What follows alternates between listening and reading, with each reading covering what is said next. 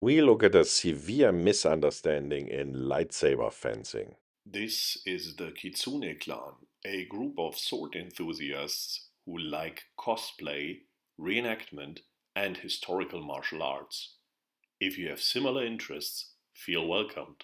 We've already talked a bit about lightsaber fencing and what goes wrong with most lightsaber duels and how we can improve it. And today I want to talk a bit about biomechanics that can improve our lightsaber fencing even further. The aspect I want to talk today about is the roof block and the shield block. These are very, very common techniques in normal sword fighting, stick fighting, and whatsoever. And we see them also in the Star Wars movies and Star Wars series. The problem is roof block and shield block are sometimes very misunderstood, and that's not unique to lightsaber fencing. I see that when introducing people to sticks and swords, that they have no feel for the weight of the weapon and the mechanics of the weapon, and they do the same thing that I want to discuss here. What is it about? It's about how to get into the roof block and shield block position. For terminology, these techniques are sometimes called also the Wacht in German longsword fencing and the Hangetort, and they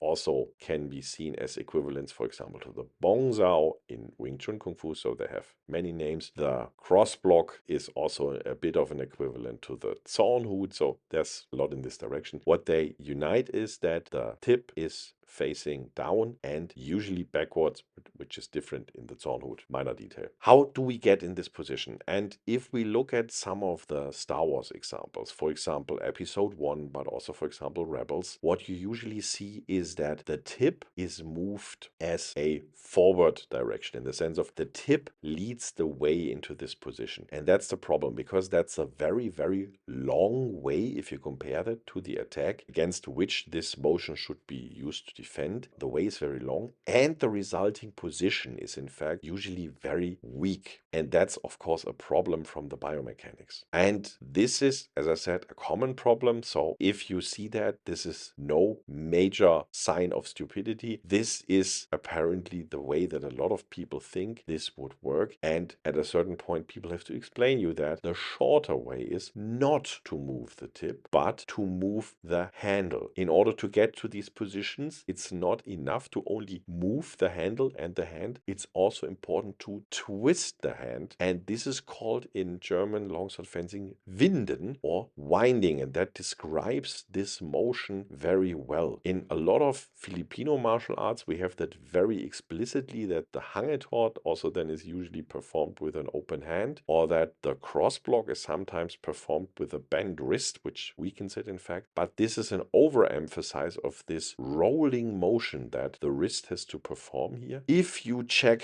it, and you can compare it here in the videos very well, the distance that our weapon has to travel when moving the handle instead of moving the tip is much shorter, and that means this thing is faster. It also means that our tip is already more or less right in the position where you want to have it later on, and even if we don't manage to reach the end position, we have already some kind of protection. This is different to moving the tip. If we are too slow with this version where we move the tip, we would give additional energy into the attack, pushing the blade of the opponent in fact into ourselves. Therefore, it's very, very important if you want to employ shield block and roof block in your lightsaber routines. Be sure that you move your hand up from below to high and leave the tip down. You don't move the tip up and push it down again. This is too slow. A good exercise in order to get used to that is the roof block shield block drill that we are performing here. This is easier with a real sword because then the blades would slide. With a lightsaber, usually the blades should stick and they would not slide down. So it's not optimal if you would have real lightsabers, because most of us, of course, have polycarbonate tube props, and there we have sliding. So for these, this should be easy to perform. You can see this differs now from the depiction of this block, as I said, for example, in episode 1, where you can clearly see that Obi-Wan is taking the long way, or also when Sabine is training with the dark saber, she's definitely moving the long way. But this is the more effective way to perform perform this motion, and it's also the more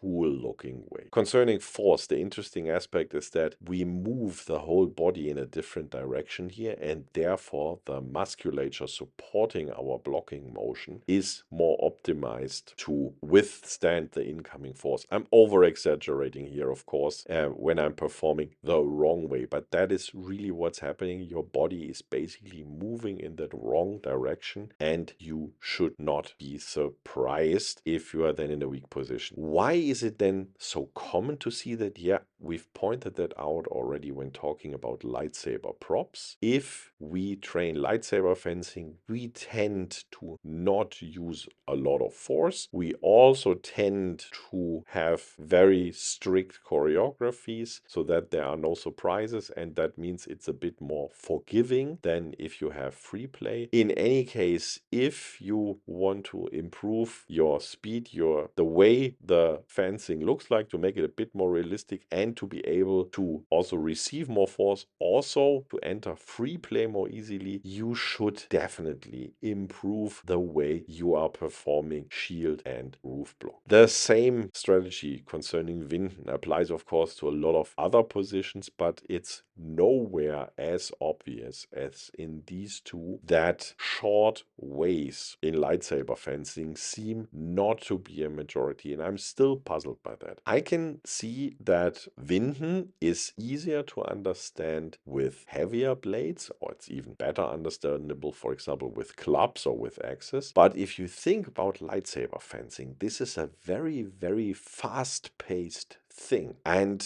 if you want to protect yourself, it's a very natural movement. And that's also a good argument for that, to simply raise your hands. And yes, with a lightsaber, it's very ineffective to try to block an incoming attack with your bare hands. But of course, you could use arm protection made out of Beskar or Frick or something like that. Moving up your hands is a very natural motion, and moving your hands up with a lightsaber will bring you into either roof block or shield block and nicely protect your body side, and it will also look really, really cool. So although I'm complaining a lot about how bad lightsaber fencing looks, I still think it's fun to do, and I also like to do it, but we should really try to improve some of our weaknesses, and here we've pointed out one of the major weaknesses that's not only coming into due to our props, but that have been depicted like that also in the originals. I still think we should do it better, even better than the movies. With this, I hope we could inspire you, and I hope to see you around next time.